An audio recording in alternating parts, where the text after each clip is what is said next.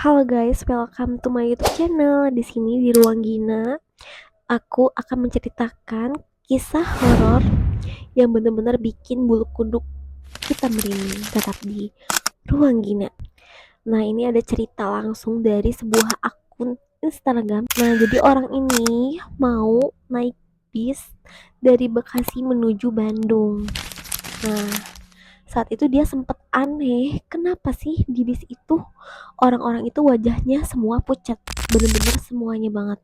Akhirnya dia heran lagi saat orang itu juga tercium bau hanyir di orang-orang itu. Akhirnya dia penasaran banget, akhirnya buka HP dan dia coba tuh rekam suasana di situ, tapi bener-bener bikin kaget lagi bahwa di sana gak ada siapa-siapa, padahal bus itu bener-bener penuh, jadi banyak orangnya. Jadi kemana orang-orang itu? Akhirnya dengan suasana hati yang gak karuan, campur aduk antara takut, kesal, bingung, terus juga gak tahu harus ngapain, dia memutuskan untuk keluar dari bis itu saat udah sampai tujuan, dan alhamdulillah dia selamat. Jadi benar-benar per detiknya itu bisa dibayangin setakut apa, deg-degan apa untuk diem di bis yang cuman kita sendiri orang di situ. Bayangin semerinding apa, aku aja ceritain ini sama merinding juga. Kita ke cerita kedua. Cerita ini gak kalah creepy, bikin deg-degan, karena ini adalah kisah nyata yang dialami oleh seorang ibu yang ingin melahirkan. Biasa kalau misalnya ibu mau melahirkan kan ke rumah sakit, ternyata ibu ini kan mau datang ke rumah sakit karena udah gak kuat lagi, udah mules, udah pembukaannya juga udah menuju pembukaan akhir. Akhirnya ibu ini datang ke sebuah rumah sakit dan dia ditangani dengan cepat, proses persalinannya, dan juga dengan sangat tanggap, cepat, dan juga lancar persalinannya. Dan alhamdulillahnya ibu ini keluar dari rumah sakit dengan keadaan yang lega banget. Tapi warga di situ ada yang nyamperin ibu-ibu itu sambil bertanya kepada ibu-ibu itu, "Ibu, maaf saya ingin nanya, kok ibu bisa keluar dari rumah sakit yang udah terbengkalai itu?" Terus ibu itu bingung, dia jawab, "Hah, terbengkalai? Enggak lah, itu rumah sakit benar. Aku baru melahirkan, baru aja keluar dari rumah sakit ini." "Enggak ibu, coba ibu lihat ke belakang, itu rumah sakitnya terbengkalai ibu, gak ada, itu udah tutup." Dia sempat kaget, shock, dan merinding. Baru aja ditangani banget sama pihak-pihak di sana. Jadi benar-benar bikin merinding banget. Kok bisa ada makhluk halus yang membantu proses melahirkan? Mungkin karena emang baik aja gitu ya, jadi ngebantu proses melahirkan. Tapi bukan manusia. Gimana kalau kalian di posisi itu? Bisa komen di bawah. Apa yang harus kalian lakuin saat mau melahirkan tapi di kondisi ibu itu, dan baru tahu dari warga, tapi baru beres, baru nenteng anak kalian dan keluar dari rumah sakit itu? Apa yang mau kalian lakuin? Bener-bener creepy banget, gak bisa dibayangin sama aku.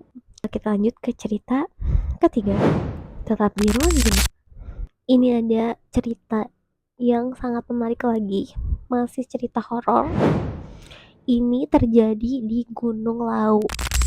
Gunung ini adalah perbatasan antara daerah Jawa Tengah dan juga Jawa Timur. Nah, kebanyakan orang kan punya hobi nih, biasa mendaki, olahraga yang lainnya, atau hobi menyanyi dan lain-lain. Nah, banyak banget nih orang yang mendaki Gunung Lau juga. Ternyata gunung ini memiliki kejadian yang agak menyeramkan juga, karena pendaki banyak menemukan ada pasar gaib di sana. Jadi bukan pasar manusia.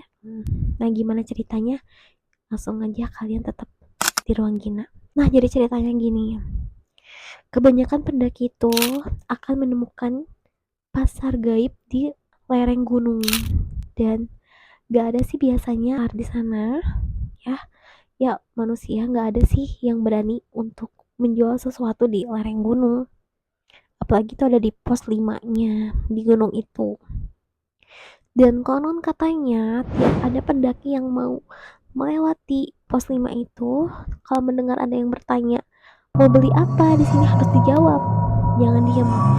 Kalau ditawari sesuatu harus menolak dan juga mengambil sesuatu di sana seperti batu dan nanti dilempari setelah dari sana.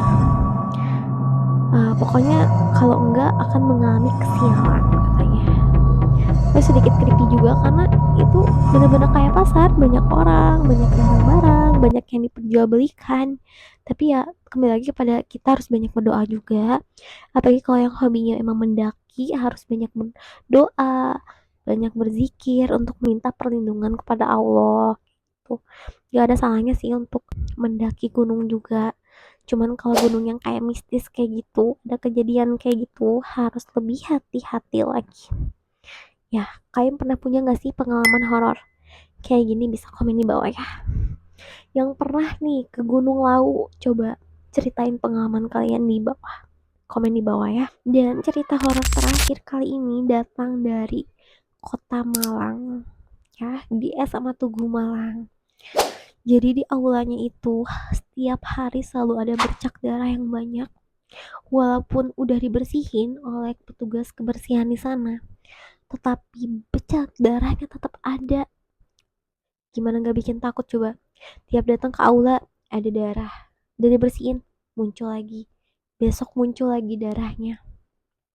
Jadi ini benar-benar menyeramkan karena mau dibersihin segimanapun besok ada lagi, bakal terus ada. Makanya diakalin sama pihak sekolah di sana untuk menutup kayu hitam gitulah pokoknya, agar gak ada lagi bercak darah. Tapi ini creepy banget gak sih? Jadi aulanya semuanya banyaknya ditutupin gitu pakai kayu kayu hitam gitu biar nggak ada bercak darahnya lagi. Nih alumni dari SMA ini bisa komen nih di bawah nih buat kasih tahu pengalamannya, apa bener ada bercak darahnya. Kalau SMA aku sih nggak ada ya di aulanya bercak darahnya kayak gitu. Dan tanya konon bahwa tempat itu dulunya menjadi area pembantaian di zaman kolonial Belanda ratusan tahun yang lalu, makanya bisa seserem itu. Jadi mungkin arwah-arwahnya masih ada di sana atau korban-korbannya juga kayak gitu. Cerita mana yang bikin kalian lebih merinding? Bisa komen di bawah ya.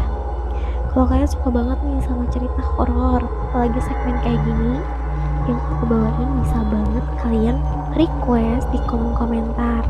Dan kalau kalian punya cerita horor, pengalaman pribadi yang kalian rasain nih, punya pengalaman horor kak, bisa nih aku mau curhat, boleh kirim aja di email @ginamartia51@gmail.com ya. Nanti aku cantumin di description. Bisa banget kalian kirim ceritanya, nanti aku akan ceritakan di segmen video-video lainnya. Cerita tadi aku bisa banget nih kalian like, subscribe, komen, share video aku ke semua sosmed kalian. Dan jangan lupa untuk menyalakan notifikasi lonceng di YouTube kalian agar video aku selalu muncul di beranda kalian.